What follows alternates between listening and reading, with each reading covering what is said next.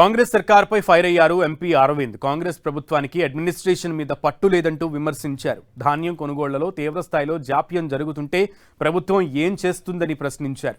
ప్రభుత్వ నిర్లక్ష్యంపై త్వరలో పెద్ద ఎత్తున రైతులు ఉద్యమం చేయబోతున్నారని అరవింద్ తెలిపారు. అంతేకాదు వారం రోజుల్లో రైతులు పండించిన ప్రతి ధాన్యపు గింజను కొనుగోలు చేయాలని ఈ సందర్భంగా ఎంపీ డిమాండ్ చేశారు.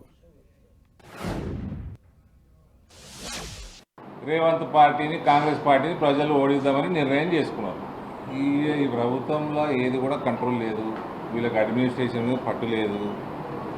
ఏమనంటే పైసలు లేవంటారు. వాళ్ళు వాగ్దానాలు తుంగలో దొక్కిండ్రు. జనరల్ అడ్మినిస్ట్రేషన్ చేతనైతే లేదు రేవంత్కి. ఆయనకు ఐడియా కూడా ఉన్నదా నాకు డౌటే. ఇవాళ పెద్ద రివోల్ట్ రైతాంగం నుంచి పెద్ద రివోల్ట్ రాబోతుంది. 8 లక్షల టన్నులు కొనుగోలు చేయాలా మన జిల్లాలో, 2 లక్షలు కూడా అయినట్టు లేదు. అది మా సమాచారం. ఈ ఎండలకి వడ్లు రోడ్ల మీద వేస్తున్నది నూకలు అయిపోతున్నాయి. వీళ్ళు కొనుగోలు చేసి కేంద్రానికి ఇచ్చి వాళ్ళు రీయింబర్స్మెంట్ చేసుకోవాలి. అది కూడా చేతనైతలేదు. తప్పనిసరిగా అతి త్వరలో వారం రోజుల లోపల లిఫ్ట్ చేయాల్సిన ప్యాడీ మొత్తం లిఫ్ట్ చేయాలి. భారతీయ జనతా పార్టీ డిమాండ్ ఇది.